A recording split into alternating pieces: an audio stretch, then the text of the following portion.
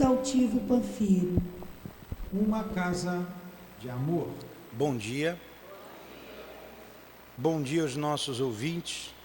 Que Jesus abençoe a nossa manhã de estudos. Vamos iniciar com a leitura do Evangelho, a prece e dar continuidade ao estudo do Livro dos Espíritos. É o capítulo 10, Bem-aventurados que são misericordiosos. Item 14, o perdão das ofensas. Quantas vezes perdoarei o meu irmão? Vós lhes perdoareis não 7 vezes, mas 70 vezes 7. Eis um dos ensinos de Jesus, que mais deve impressionar a vossa inteligência e falar mais alto ao vosso coração.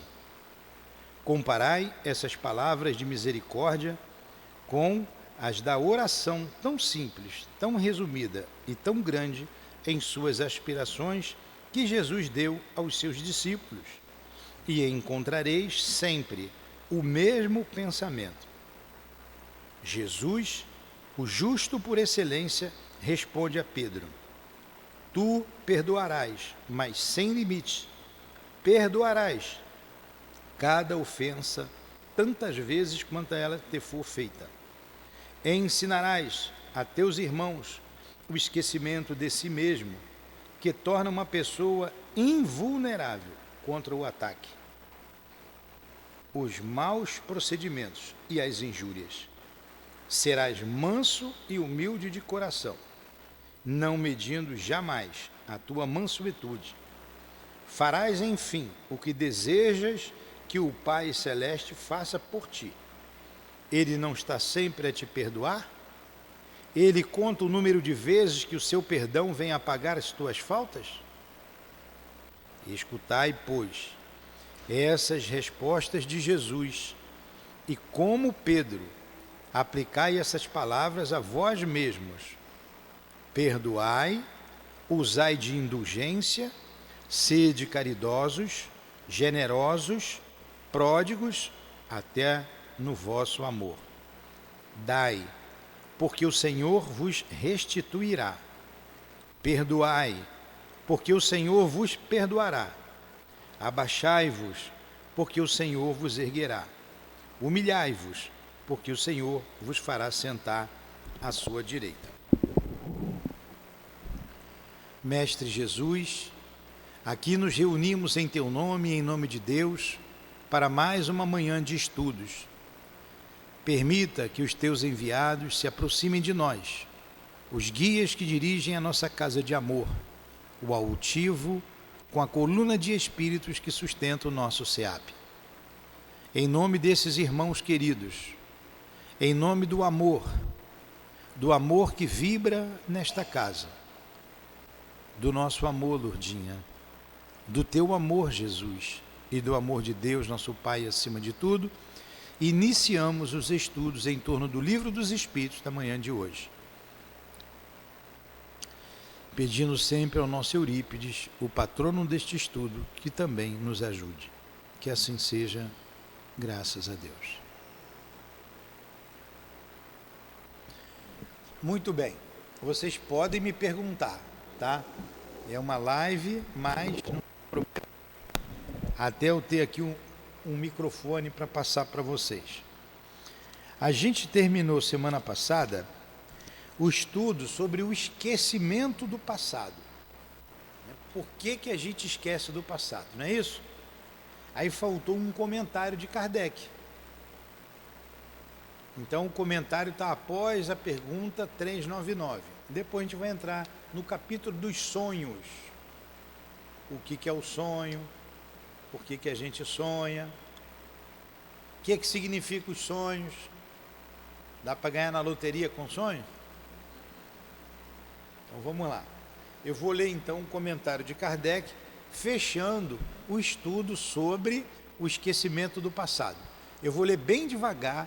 Se não entender, vocês me perguntem, levantem o braço para eu explicar.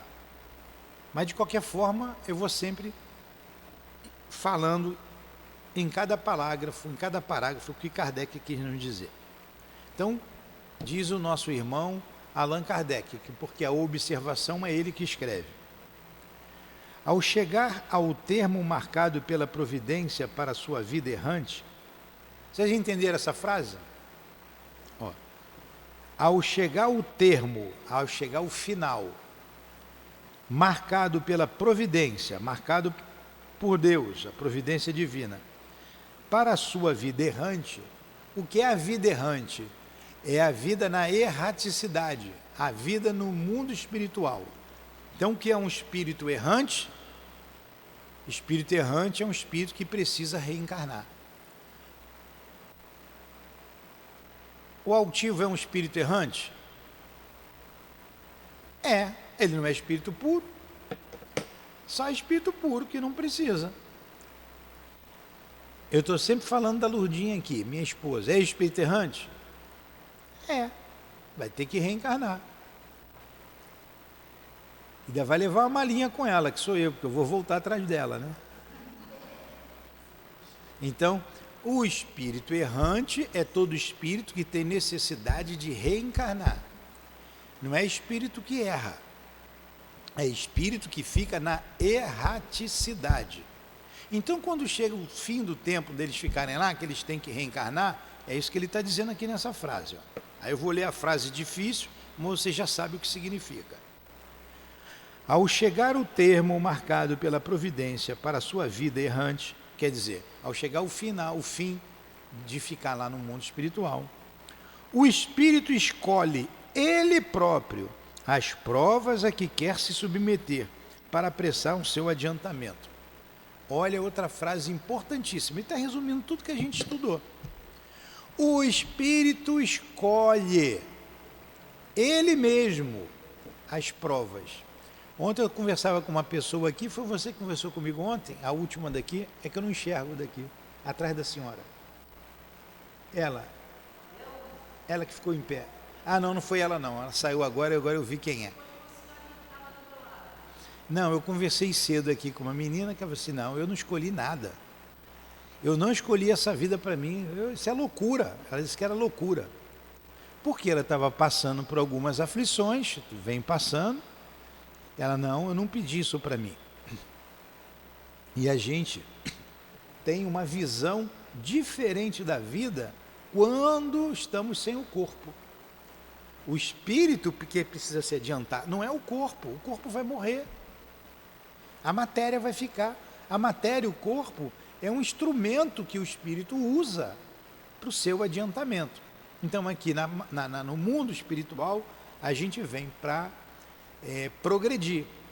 Nesse progresso você tem as provas, tem as expiações, que são dores.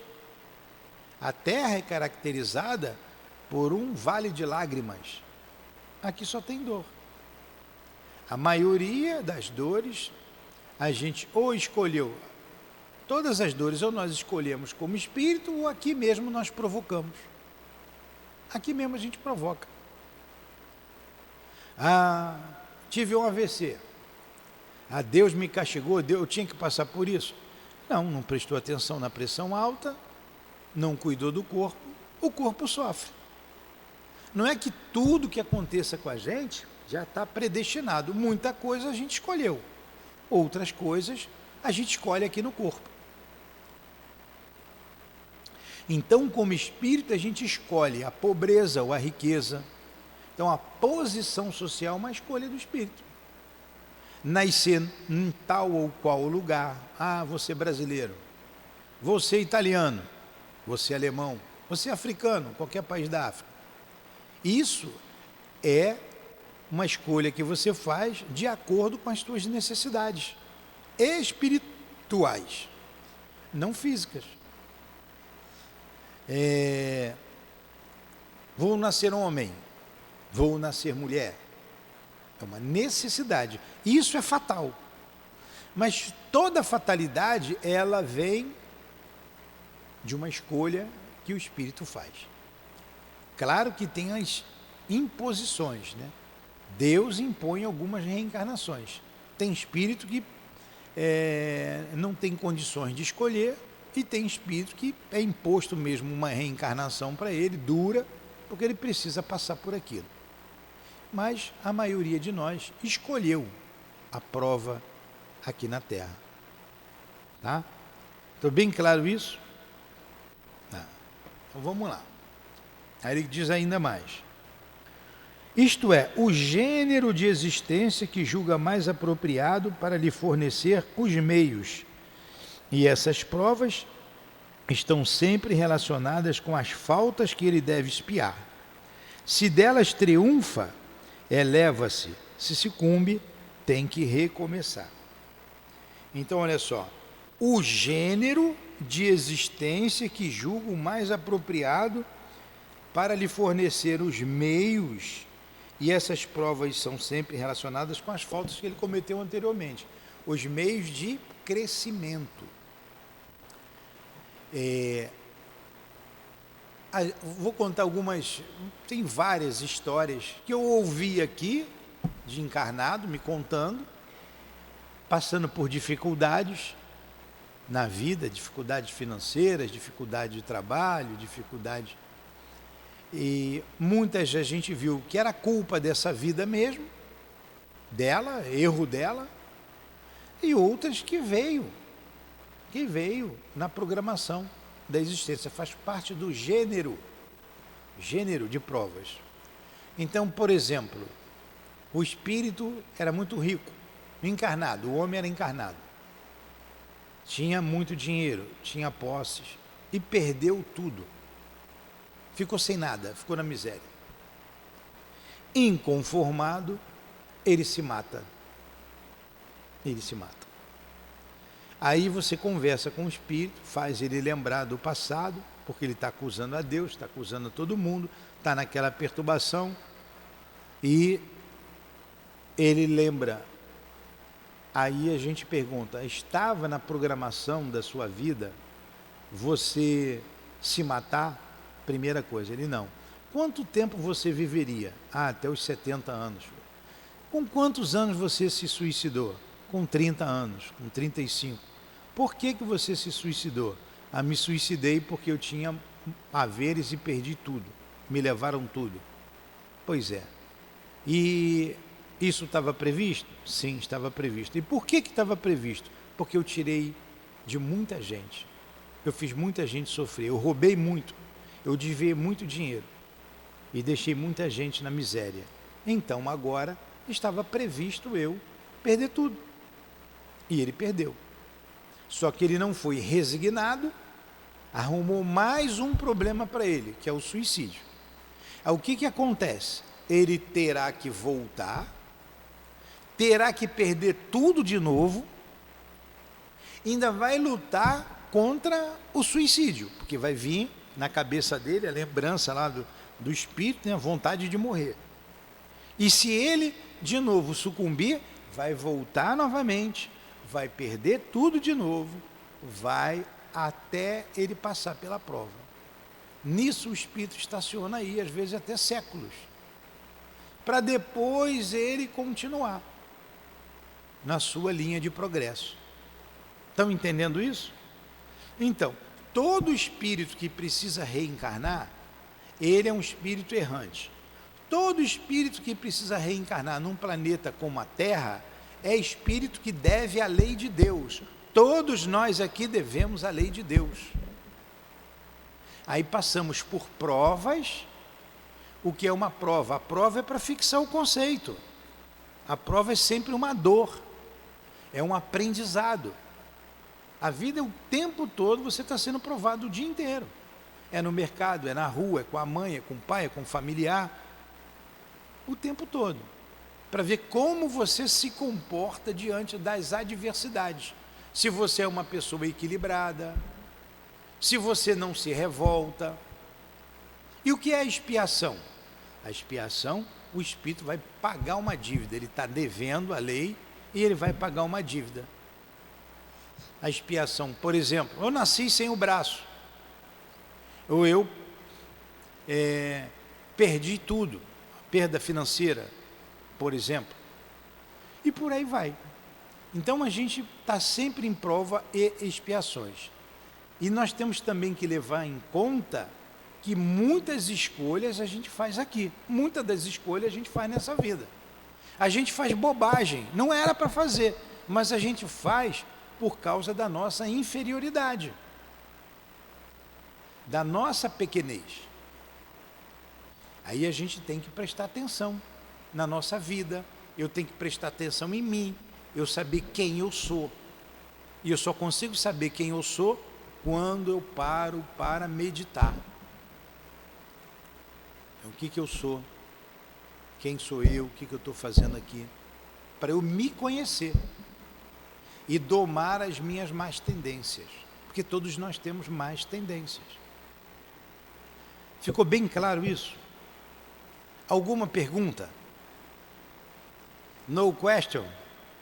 Está correto meu inglês? Nenhuma pergunta? Então vamos lá. Vou continuar aqui. Li já apenas um parágrafo. Vamos para o outro. O espírito goza sempre do seu livre arbítrio. É outra frase importantíssima. Você vai nas religiões ortodoxas, tudo está previsto. É porque Deus quer. Não, senão a gente seria máquina. Senão o ladrão nasceu para ser ladrão. Judas veio para trair com Cristo. Ele traiu porque ele quis trair, ele usou o livre-arbítrio dele. O ladrão rouba porque ele quer roubar, utilizou do livre-arbítrio dele. Então nós temos a liberdade de pensar, a liberdade de agir. Nós temos uma faculdade que é uma das potências da alma. Uma das potências da alma, o livre-arbítrio. Agora tem uma outra palavra que vocês precisam guardar. A liberdade é sempre com responsabilidade. Acompanha ao nosso livre-arbítrio a responsabilidade. Como disse Paulo de Tarso, tudo me é lícito, mas nem tudo me convém. Eu posso fazer tudo. Vocês podem atacar a louça aí nuda aqui e peladão pela rua? Peladona, né? Só tem mulher aí. Peladona, tem um ali. Pode, não pode? Mas se a polícia pegar ali e levar preso, der umas borrachadas, vocês vão ter que assumir, né? Vocês vão ter que assumir. Então, a liberdade de escolha, vocês têm que gravar isso, vocês têm liberdade, como espírito, tiveram a liberdade de escolher esta vida. A maioria de vocês, aqui presente, tem uma vida difícil na comunidade. E não vai sair dessa pobreza, a maioria vai morrer pobre mesmo. Agora vocês são piores do que a Adilane, vou falar da Adilane que é rica. Vamos supor que a Adilane seja rica. Não, ela está na prova dela da riqueza. É sempre o espírito, às vezes a gente vem pobre, às vezes a gente vem rico. A gente precisa experimentar o que é ser rico, o que é ser pobre, o que eu faço das minhas faculdades intelectuais, da minha inteligência, o que eu faço do meu dinheiro, do dinheiro que eu ganho. Na verdade não é meu, é um empréstimo de Deus, porque fica tudo aí. Aí o espírito, a alma, isso é que é importante, vai aprendendo, isso que é a prova, utilizando o livre-arbítrio. Então vamos lá. Ó, o espírito goza sempre do seu livre-arbítrio, É em virtude dessa liberdade que o estado de espírito, ele escolhe as provas da vida corporal, e que no estado de encarnado, ele delibera. Deliberar é escolher. Ele delibera se fará ou não. E escolhe, ele decide. Deliberar é decidir. Deliberar é decidir. Então ele decide se fará ou não. E escolhe entre o bem e o mal. Negar ao homem o livre-arbítrio seria reduzi-lo à condição de uma máquina.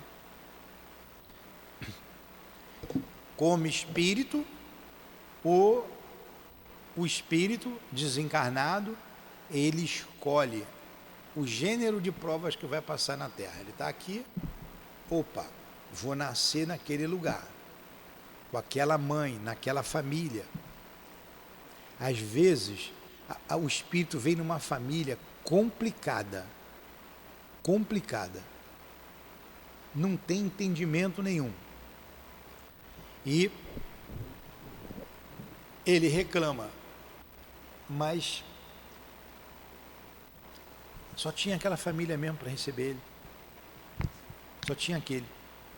Ou ele tem situações a resolver com aquele grupo, ou ele não valorizou a família. Isso a gente tem que entender reencarnação. Eu contei já para vocês uma história interessante que o Altivo estava dando aula para a gente sobre reencarnação, e eu vou repetir aqui. Ele disse que estava lá na Malé, na obra social que tem ali na Malé, ligada ao Centro Espírita Leon Denis. Hoje é o Centro Espírita Antônio de Aquino. E lá chove muito. Eu contei isso para vocês aqui. Quem ouviu vai ouvir de novo, para fixar, e quem não ouviu vai ouvir agora. E encheu. Quem estava lá não saía, quem estava fora não entrava. Encheu d'água. E ficou ilhado ali. Aí uma daquelas senhoras, como vocês, lá da obra social, vamos supor que eu ficasse ilhado aqui. Aí onde vocês me convidam, seu Nilton, quer dormir lá em casa? Foi o que a senhora fez. Seu Altivo, você quer dormir lá em casa? Você sabe, é pequeno, apertado. Eu tenho 11 filhos. Um dorme com a cabeça para lá, o pé para cá, outro pé para cá, a cabeça para lá. Era um cômodo pequeno. Dormia todo mundo na sala, e ele falou, era uma cabeça para lá, uma cabeça para cá. E a cozinha, o banheiro, tudo junto ali, tudo como vocês conhecem, né? Esses palacetes que tem aqui no Coroado, o César Maia, o Fontela. Ele falou assim, fui a única pessoa que me ofereceu um lugar para ficar. Se eu aceitasse o convite, eu podia reclamar do chulé na minha cara? Eu podia reclamar do chão duro, que dormia todo mundo no chão? Eu podia reclamar da fila do banheiro? Dos mosquitos, porque não tinha ventilador? Não. Ele ia aceitar ou não. E muitas vezes ocorre que ninguém quer a gente. A gente não conseguiu angariar simpatias. E tem ali aquela moça ali que tem um monte de filho, e é ali que eu vou. E veio, e muitos dizem assim, eu não pedi para nascer. Os rebeldes, né? 13 anos começa a rebeldia. 13, 14, né? Eu não pedi para nascer. Pediu e implorou. E só tinha aquela mãe, foi aquela que te aceitou. Não tinha outra. É assim que acontece. Muitas das vezes, eu não estou dizendo que toda reencarnação é assim, mas muitas são assim. Eu vejo essas crianças aqui, muitas delas não tiveram o direito ainda de ter um lar, uma família, porque ele não conquistou isso. Você vê homens aí, principalmente os homens, abandonam uma mulher grávida, abusa, aí casa de novo, faz a mesma coisa com a outra. Ele não criou raízes, ele não criou amores, ele não criou afeição, faz filho aqui, filho lá, filho acolá. Ele vai morrer. Depois ele vai ter que reencarnar. Quem que vai receber esse espírito? Vai ser difícil ele reencarnar. Aí ele vai reencarnar num país aí populoso como a Índia. A Índia é um dos países mais populosos do mundo. Eu não sei se já passou a China. Estava ali pertinho. A Índia não tem controle de natalidade, a China tem. Então vai nascer lá na Índia. Ou aqui no Brasil, agora já estão nas famílias mais pobres, porque não tem ainda o controle de natalidade. É uma escolha que a gente faz. Nós temos que ter isso em mente, é uma escolha que a gente fez. E às vezes a gente vem para ajustar com aquele pai, com aquela mãe, com aquele filho. Olha, o André Luiz conta sobre a reencarnação de Segismundo. O Segismundo, quando estava aqui na vida, quis pegar a mulher de um camarada. O nome dela era Raquel. E o nome do marido da Raquel era... Eu vou botar... Esqueci. Como é que quem sabe é o nome do marido da Raquel? Eu vou botar José, tá? Mas não é Zé, não. É o Zé. O que ele fez? Deu um tiro no Zé, Acelino. Matou o Acelino. Deu um tiro no peito do Acelino. Acabou que ele não ficou com a Raquel foi para o mundo, se prostituiu, se perdeu, morreu cedo. Olha a confusão que ele arrumou. Morreu todo mundo morre, né? Morreu o corpo, né? No mundo espiritual se encontraram e alguns espíritos, amigos em comum, conseguiu reunir os três. Eles conseguiram se perdoar e começaram a trabalhar lá na colônia, lá em Nosso Lar. Era em Nosso Lar que eles estavam. E resolvem voltar juntos. Reencarna Celino, reencarna Raquel. Eles se reencontram, se casam novamente, têm um filho e Segismundo ia voltar. Segismundo ia voltar com um problema cardíaco que ia morrer novo, aos 30 e poucos anos, que foi a idade que ele matou lá o Acelino. Ele marcou o seu perispírito. Olha só. E ele era um espírito bom, arrependido, trabalhou muito e voltou. Quando ele voltou, ele quis voltar, o Acelino não quis aceitá-lo de jeito nenhum. Ele tinha pesadelos, ele saía do corpo, que é o próximo assunto, o sonho, vamos ver se dá tempo de falar hoje. Ele tem um monstro querendo me matar, tem um monstro, era o Segismundo. E o Segismundo estava quase desistindo, porque o pai não queria saber dele. Aí teve uma reunião, durante o sono de Raquel e Acelino, é levado o Segismundo, os benfeitores estão lá com eles, e quando o Acelino sai do corpo, ele vê os benfeitores e diz: vocês são anjos, olha aquele monstro, é ele ali que tem me atormentado a vida, os meus sonos, é ele que quer me pegar, esse monstro. E o espírito, Segismundo, chorava, ajoelhado, pedindo perdão, até que conseguiu a conciliação. O guia do trabalho, né, chamava-se Alexandre, disse assim: olha como ele está arrependido. Ele só quer voltar a reencarnar, ele só quer uma chance. Até que ele aceita, né, se tranquiliza, aceita, e Segismundo é colocado no ventre da Raquel, já se acopla ali, naquela noite mesmo começaria o processo de ligação entre o perispírito do espírito com o corpo físico que começaria a se formar ali. Então vocês estão vendo como seria, aí não conta depois, a vida daquela família. Será que Adelino, como pai, ia amar Segismundo? Ou ia ter alguma coisa contra ele? Ia ter algo assim? Não tem esses ódios de pai por filho? De filho por pai, de filho pela mãe, de mãe pelo filho? Não tem? Às vezes vem daí. Aí, vamos supor, eu não sei o que aconteceu, a gente não sabe, a gente está levantando aqui uma hipótese, que seja um problema sério entre filho e pai. O filho se sente rejeitado. O meu pai não gosta de mim, ele só gosta do meu irmão. Meu pai sempre me pretere em tudo. Olha, a causa está lá no passado. Ele tirou a vida e por causa da mãe. E provavelmente o filho vai ficar agarrado no cangote da mãe, né? Pendurado no pescoço dela o tempo todo. Porque ele vai ter amor pela mãe. Ele perdoou, ele se arrependeu. Ou melhor, ele se arrependeu. Olha a importância do perdão que nós lemos aqui, para essa reencarnação.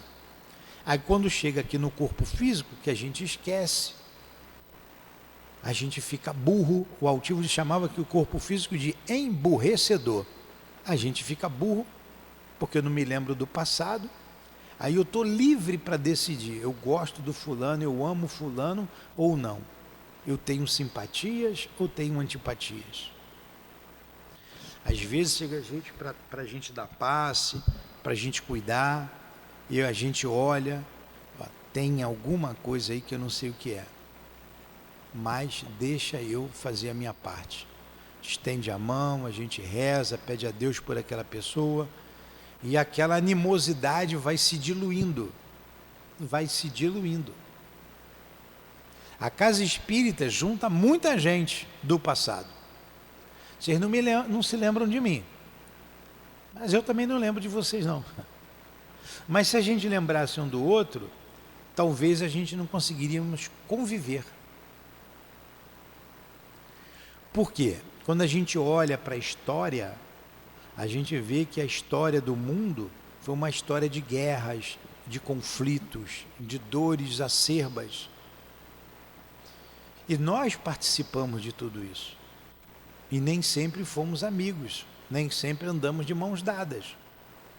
Então a melhor encarnação de nossa existência, de todas as existências, é essa.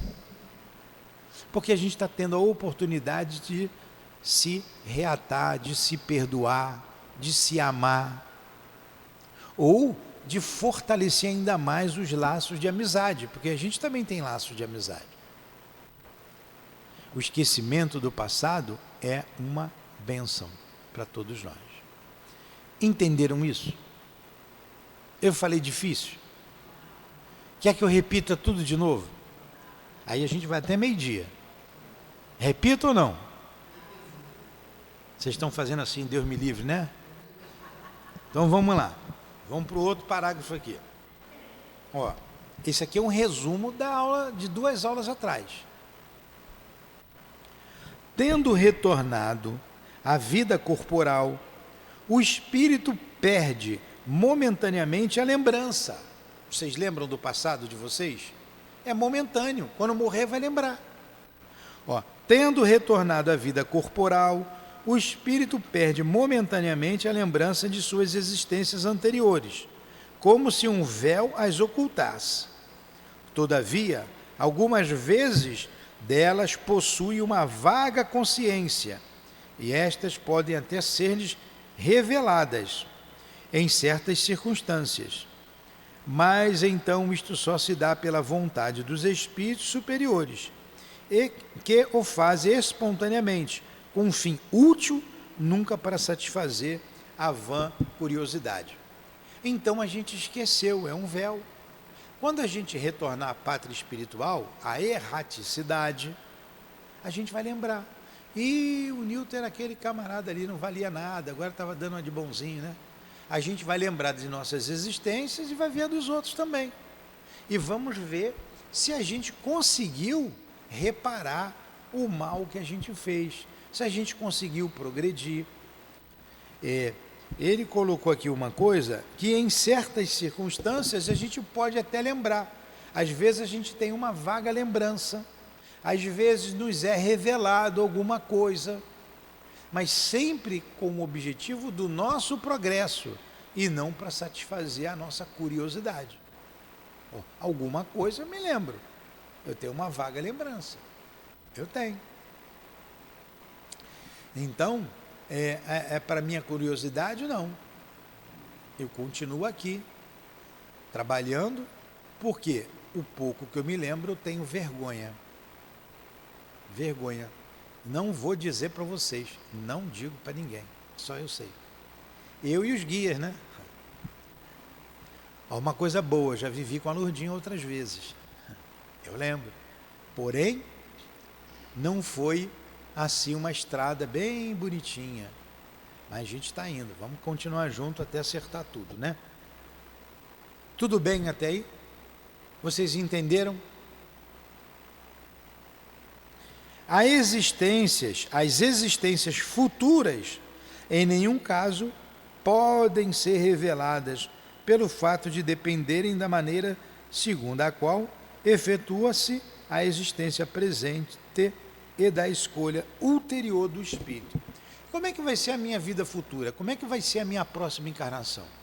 Isso não é revelado, porque depende muito do que eu fizer agora. E se eu fizer uma grande bobagem? Eu vou complicar a minha vida, eu vou complicar tudo. Nós que estudamos aqui a mediunidade, estudamos lá os médiuns falidos. Então, teve médium que se preparou mais de 30 anos no mundo espiritual para vir com uma missão, como veio o Chico, como veio o Divaldo, como veio o Altivo e tantos outros. E o médium chegou aqui, não fez nada daquilo que ele se comprometeu. Ele faliu. O médium, todos eles tinham mediunidades ostensivas, ouviam os espíritos, viam os espíritos, escrevia o que os espíritos queriam escrever. Então ele tinha várias faculdades, olhava para a pessoa, via o passado dela, lembrava dela lá de trás, quem foi ela, e mesmo assim eles faliram e retornaram à pátria espiritual cheio de problema,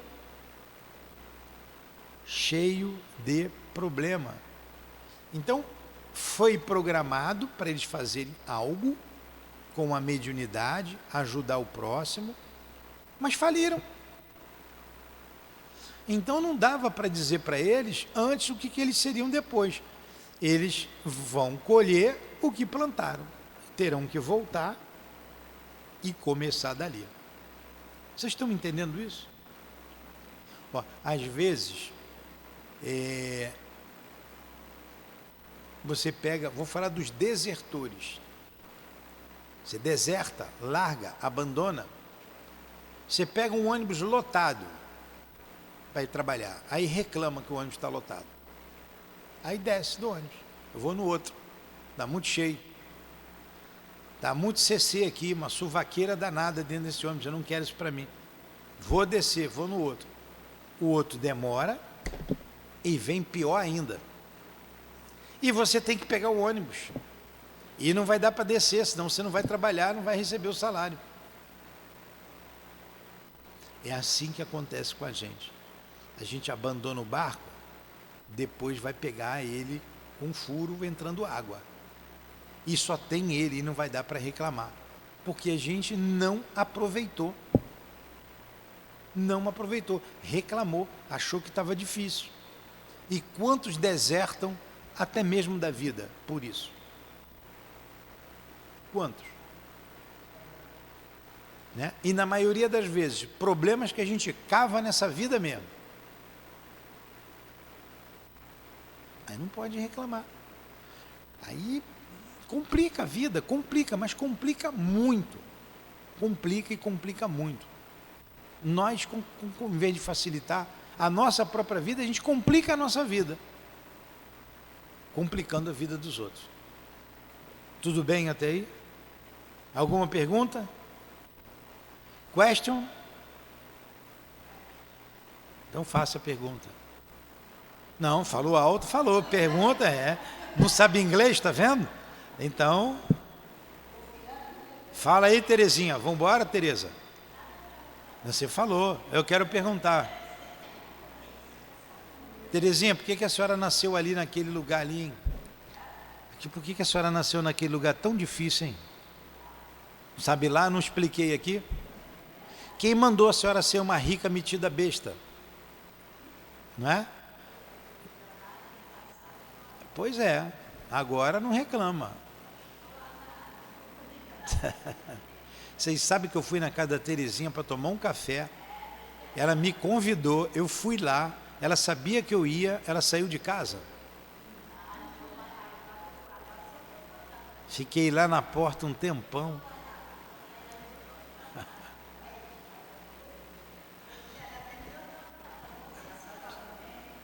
Então vamos lá.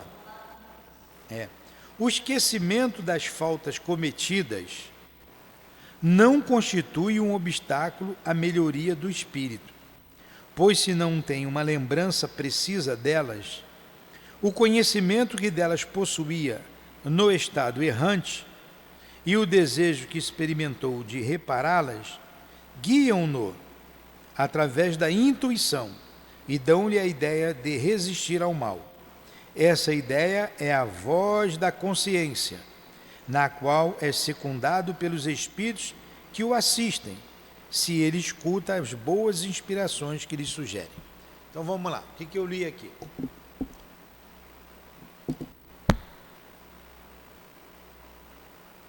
O esquecimento do nosso passado, das faltas que nós cometemos, não implica que a gente não vai reparar. Não implica, como ele colocou aqui,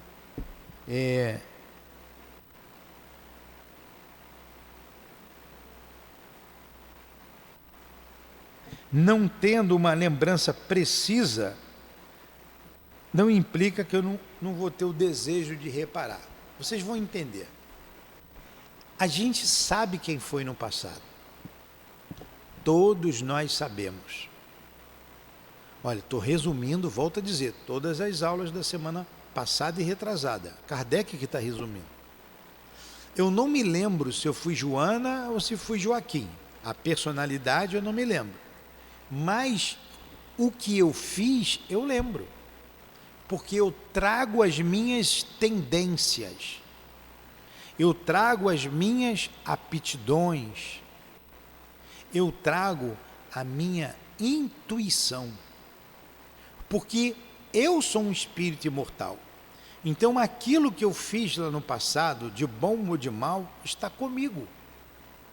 Então eu vou pegar um exemplo. Eu sou uma pessoa violenta. Sou violento. Essa violência não é do corpo. Você não vê gente pequenininha, baixinha, violenta? Pois é do espírito. Significa que no passado ele era uma pessoa violenta. Num corpo de homem ou de mulher, grande ou pequeno, ele sempre foi violento. Então eu continuo sendo violento. Se eu não parar e olhar assim, poxa, já fui violento, eu sinto raiva. Se eu não me conhecer, se eu não olhar para mim, eu vou ser sempre violento. Daqui a pouco eu vou desencarnar por uma mão covarde qualquer, vou matar alguém por causa da minha violência. Então eu sempre fui um espírito violento. Rico ou pobre, americano ou australiano, africano ou europeu, eu era violento. Eu trago as minhas tendências. Eu sou uma pessoa egoísta. Eu sou uma pessoa orgulhosa. Bom, vamos falar do orgulho. Orgulho. Nariz em pé. Vocês podem ver, vocês sempre digam, na comunidade a pessoa não tem arroz e feijão para comer, mas é orgulhosa, é ou não é? Não tem? E é pobre de maré de si, não tem onde cair morto.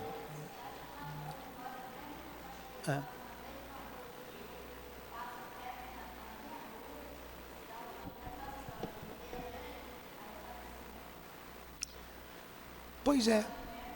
Significa que esse espírito é orgulhoso. Em outras vidas, se ele foi pobre ou se ele foi rico, ele sempre foi orgulhoso.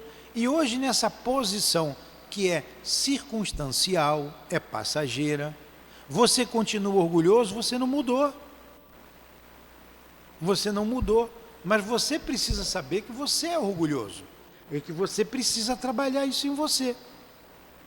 Tem rico orgulhoso? Mas tem rico humilde. Tem pobre humilde? Tem pobre humilde. Por isso que Jesus disse, bem-aventurados os pobres de espíritos, porque é deles o reino dos céus. Felizes os humildes. Bem-aventurados significa felizes. Pobres de espírito significa humildes. Então, felizes os humildes, porque é deles o reino dos céus. Ele não falou, felizes os pobres, que é o reino dos céus. Felizes o rico, porque é deles o reino dos céus. Ele não disse isso. Ele disse da humildade. E a humildade é um estado d'alma.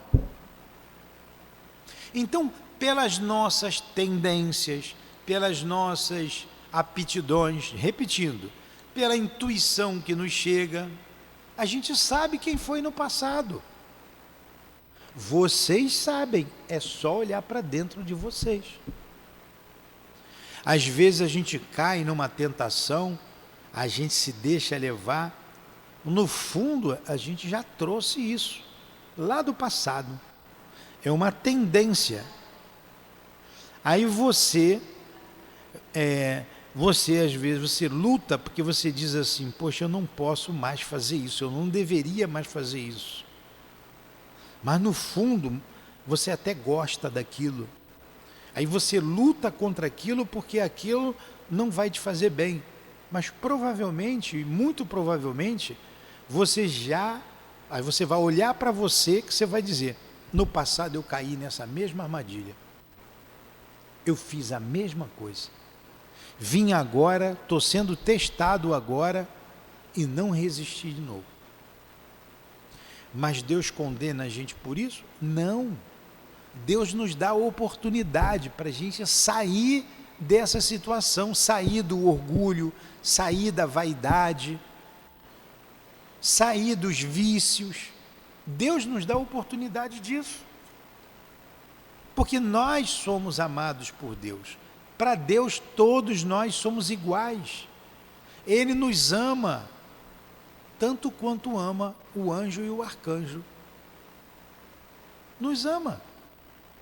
E sempre será dada uma oportunidade nova. E é por isso que a gente não pode botar o dedo na cara de ninguém. Porque a gente não sabe do nosso passado, a gente não lembra. É por isso que a gente tem que estender a mão para ajudar o outro, porque a gente precisa de mão estendida para a gente também se levantar. Quantas dores cada um de nós traz escondido dentro do peito. Uma vez, o Chico visitando lá o presídio, alguém perguntou para ele, mas vem cá, você não tem medo desses criminosos? Você no meio desses criminosos? E o Chico respondeu, olha, a diferença é que eles foram descobertos e nós não. Porque criminosos somos todos nós. Então a gente tem que ter essa consciência. Agora, só a humildade nos levará a pensar dessa forma. E para a gente atingir esse equilíbrio de humildade, adquirir essa virtude, a gente precisa olhar para dentro da gente, parar um pouquinho e meditar. Quem eu sou, né? Minha vida, como é que foi meu dia hoje? Começamos por hoje, podemos começar hoje. Quando chegar em casa antes de dormir, e faz a nossa prece. Vocês passam um dia em revista, em alguns segundos passa o dia todo. Reza e vai dormir. O que eu fiz de errado, amanhã eu vou consertar. O que eu fiz de certo, amanhã eu vou melhorar. E assim vai. Agora, se acordar, dormir, beber, dormir, acordar, dormir, beber, dormir, chega aqui de um jeito, cresce do mesmo jeito, fica velho do mesmo jeito, morre do mesmo jeito. Chega no mundo espiritual do mesmo jeito. Olha para trás, perdi meu tempo, não fiz nada. Não tem gente que não faz nada? Não tem gente preguiçosa? A gente foi um preguiçoso, um desertor. Falta só um pouquinho. Vocês aguentam mais um pouco? Eu não vou até meio-dia não, vou até 11h50. Só mais um pouquinho. Vamos lá. Faltam 2 parágrafos só. E a gente ainda está na hora. Se o homem não conhece os próprios atos que cometeu nas suas existências anteriores, olha, se a gente não conhece os próprios atos que cometemos na vida anterior, pode sempre saber de que gênero de faltas se tornou culpado. Olha, eu não vou me lembrar do que eu fiz, mas qual é o gênero de falta que me tornou culpado? E qual era o seu caráter dominante? basta-lhe estudar a si mesmo e pode julgar o que foi, não pelo que ele é, mas pelas suas tendências. Quais são as minhas tendências? Olha, eu luto para não roubar ninguém. Quando eu vejo uma coisa dando sopa, como eu já estou aqui na Casa Espírita estudando, não vou levar. Poxa, mas eu estou precisando desse celular, do dinheiro que está aí dentro. Levo ou não levo? Olha só, eu tenho uma tendência. Eu posso nem levar, mas eu tenho essa tendência. Falei, opa, por isso que eu tenho que me conhecer. Meu Deus, eu tenho vontade de pegar o que não é meu. Me ajuda a não cair, me fortalece. Eu vou lutar contra isso. Agora, se isso está ali e não me diz nada, isso é uma conquista. Eu não pego nada do que é meu, é uma conquista. Então, a gente precisa saber quais as nossas tendências para a gente sair dessa vida melhor. Entendeu, Custódia? Resume o que eu disse, Custódia, toda a aula de hoje, Custódia. Você vai ganhar esse celular, se você fazer, é teu. Vamos, Custódia. Eu vi você dormindo aí, Custódia. Você só fechou o olho e não dormiu. E para terminar, o último parágrafo. As vicissitudes da vida corporal são ao mesmo tempo uma expiação com relação às faltas passadas, as provas para o futuro. Elas nos depuram e nos elevam, conforme as suportamos com resignação e sem reclamação. Vicissitudes são dificuldades. As dificuldades da vida são uma prova para a gente. Nós estamos nos burilando, nos melhorando para a vida futura. Se a gente passar pelas dificuldades sem reclamar. Tem uma palavra que se usa muito, resignação. O resignado, ele não reclama. Ele passa pela dor sem reclamar. Então, se a gente conseguir isso, passar até com alegria pela dor, a gente venceu aquela prova e se prepara para o futuro. E ele termina dizendo, a natureza, quer dizer, a origem das vicissitudes, quer dizer, a origem das dificuldades e das provas que experimentamos, podem também nos esclarecer sobre o que fomos e sobre o que fizemos. Aí, tudo que nós dissemos, né? Assim como julgamos neste mundo os atos de um culpado pelo castigo que a lei inflige, assim este mal rico, e assim este será castigado, no seu orgulho, pela humilhação de uma existência subalterna, ou mal rico e o avarento, pela miséria que foi cruel para os outros. Estão entendendo? Ó, eu fui rico, avarento, aí eu venho numa condição de pobreza, de miséria, porque eu fui avarento, fui o mal rico, só queria saber de mim. Fui orgulhoso, eu passo por várias humilhações, vou ter uma posição de subordinação. Ó, eu sou militar, vocês sabem disso, eu fui subordinado a vida inteira. Eu só dizia sim senhor, sim senhor. Eu tinha outros subordinados a mim, mas a minha posição era de subordinação. Foram 30 anos de serviço, sim senhor, sim senhor. E o que significa isso? Significa que eu tinha que aprender a dobrar a minha cerviz. Falei difícil, dobrar a minha cabeça. Sempre mandei, provavelmente sempre mandei, era orgulhoso, agora eu tenho que aprender a obedecer. E obedeci muita gente incompetente, que eu via que sabia menos do que eu, mas eu tinha que dizer, sim senhor.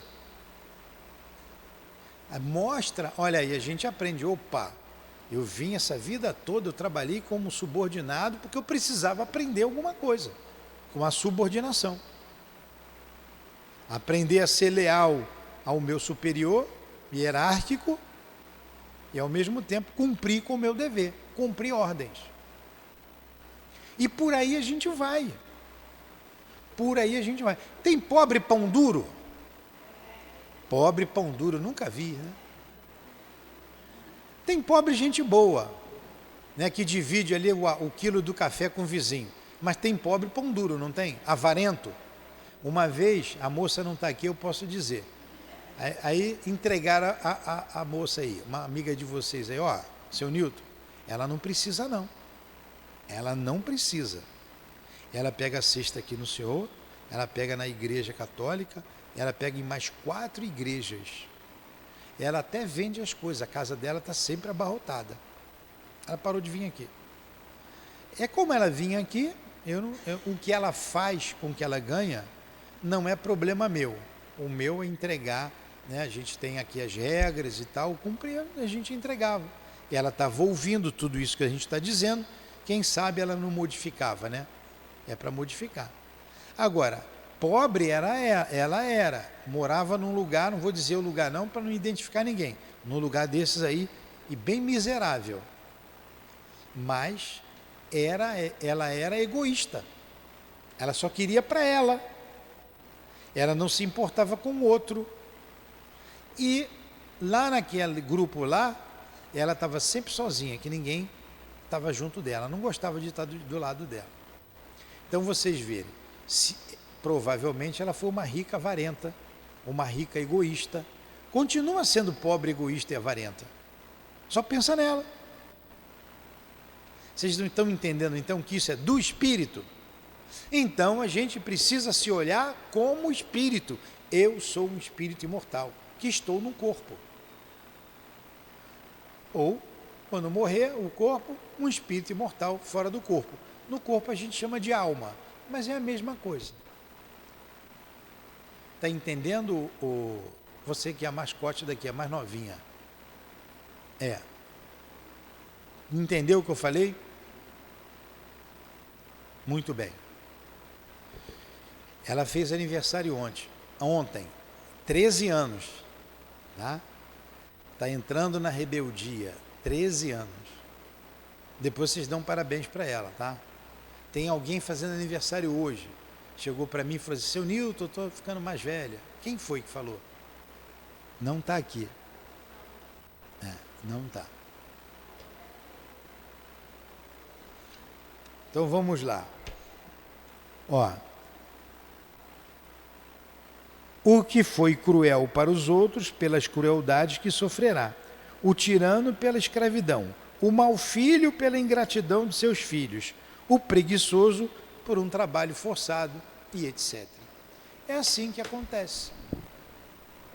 Foi bom o estudo? Vocês querem que eu faça tudo de novo? Ela lá está dormindo o tempo todo, ela não gostou. Vou fazer diferente. Você está dormindo. Eu separo para ficar aqui. Aí eles vão espiar a aula que não prestaram atenção. Olha, parecia que ia ser rapidinho, né? Deu 1 hora de estudo. Semana que vem a gente vai entrar aqui nos sonhos. O sono e os sonhos. É um capítulo interessante, né? Então não faltem. Na próxima aula. Alguma pergunta? Alguma colocação? Tá, vamos rezar, a gente vai terminar agora. Reza e vai no banheiro depois. Então, obrigado, Jesus, pela manhã de estudos.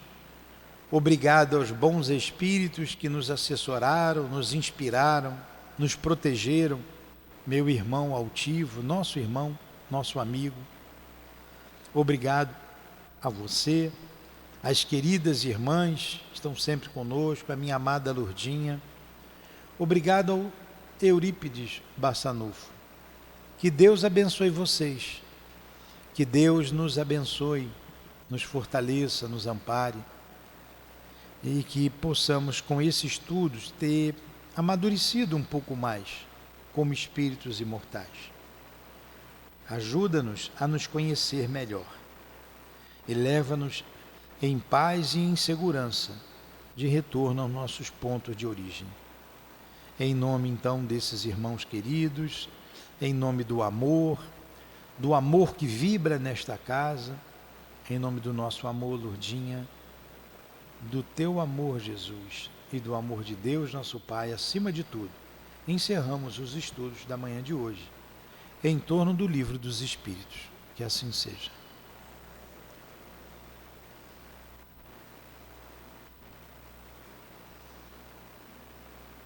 CEAP, Centro Espírita Altivo Panfiro. uma